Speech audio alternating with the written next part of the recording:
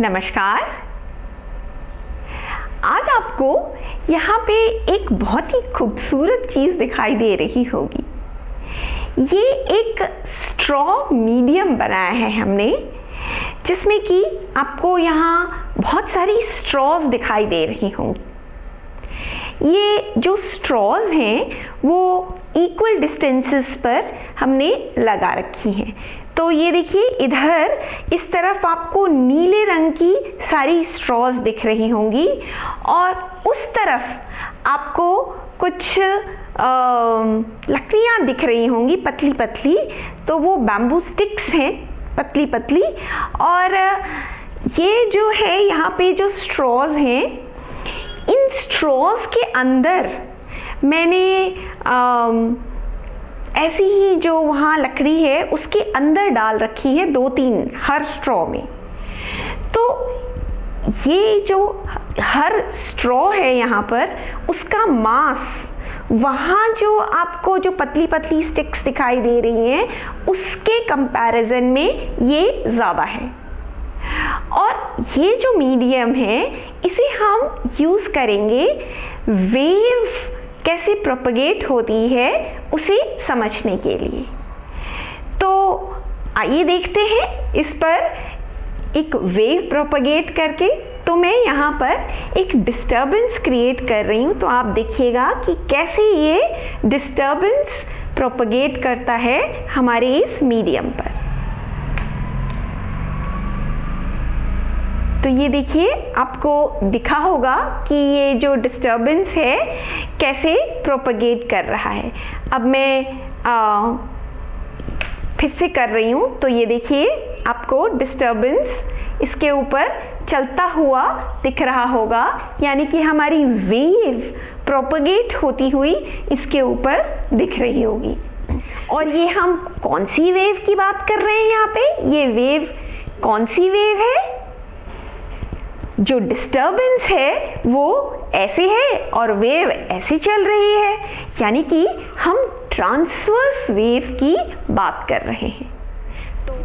तो आप देखिए कि जब मैंने एक स्ट्रॉ को डिस्टर्ब किया तो वेव इस पर प्रोपगेट हुई। हर स्ट्रॉ अपनी अपनी जगह ही थी, सिर्फ डिस्टर्बेंस प्रोपगेट हुई। इसी तरह से किसी भी मीडियम में जब वेव चलती है तो पार्टिकल्स जो उस मीडियम के होते हैं वो अपनी ही जगह होते हैं, पर उनमें जो ऑसिलेशंस होते हैं उसके कारण से वो वेव आगे प्रोपगेट होती है। तो ये देखिए, हर स्ट्रॉ अपनी जगह है, हर स्टिक अपनी जगह है, बस सिर्फ वो मदद कर रही है इस वेव को प्रोपगेट होने में। अब एक और चीज़ जो आपने शायद नोटिस करी होगी कि जब मैं इसे हिलाती हूँ तो आप देखिए कि इधर जो स्पीड है वेव की, जिस स्पीड से ये वेव जा रही है वो आपको कम दिखाई दे रही होगी उधर के स्पीड के कंपैरिजन में। तो आप ध्यान दीजिएगा, मैं इसे कर रही हूँ तो ये देखिए यहाँ कम है पर उधर ज़्यादा है। और एक और चीज़ जो आपको दिख रही होगी कि वेव लौट के भी आ रही है। कहाँ से लौट के आ रही है? वो ये जो स्ट्रॉज और स्टिक की बाउंड्री है वहाँ से भी लौट के आ रही है, और उधर जहाँ ये हमने उसे पकड़ रखा है वहाँ से भी लौट के आ रही है, और मेरे हाथ से भी जब ये वापस आती है तो फिर से ये लौट के भी जाती है। तो ये देखिए अब मैं ये जो मीडियम है इसका टेंशन, आप देखिए मैं इसका टेंशन कम कर रही हूँ, और आप देखिएगा कि अब जो इसमें वेव प्रोपगेट करेंगे उसकी स्पीड को क्या होता है। तो क्या आपने देखा कि ये जो स्पीड है कितनी कम हो गई? मैं एक बार फिर से करती हूँ। अब इस बार मैंने टेंशन थोड़ा सा बढ़ाया है। अब देखिए कि ये कितनी धीरे धीरे ये वेव प्रोपगेट हो रही है। और अगर मैं इसे कस के पकड़ लूँ ताकि टेंशन ज़्यादा हो रहा है, तो अब देखिए कि ये वेव की स्पीड को क्या होता है। तो यहाँ से आप देख सकते हैं कि टेंशन जब मैंने इसका चेंज किया तो स्पीड में वेरिएशन आ रहे हैं। जब टेंशन कम है तो स्पीड भी कम है, और जब टेंशन ज़्यादा है तो स्पीड भी ज़्यादा है। अब मैं यहाँ से अगर वेव को प्रोपगेट करती हूँ तो ये देखिए, ये जो है इधर का मास ज़्यादा है और उधर का मास कम है।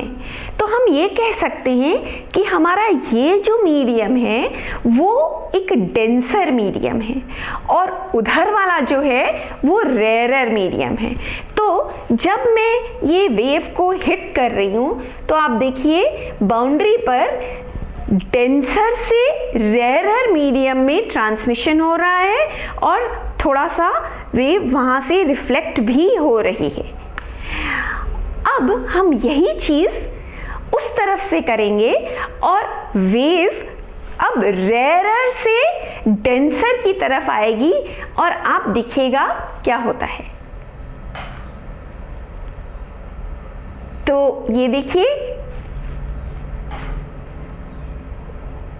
देखा क्या आपने कि जब रेयरर मीडियम से डेंसर मीडियम में आ रही है वेव तो क्या हो रहा है बाउंड्री पर। तो आप एक बार फिर से ध्यान से देखिए, मैं अब डेंसर से रेयरर की तरफ भेज रही हूं। स्पीड का तो आपको दिख ही रहा होगा कि जो हमारा डेंसर मीडियम है उसमें स्पीड कम है और रेयरर में ज़्यादा है। तो ये देखिए,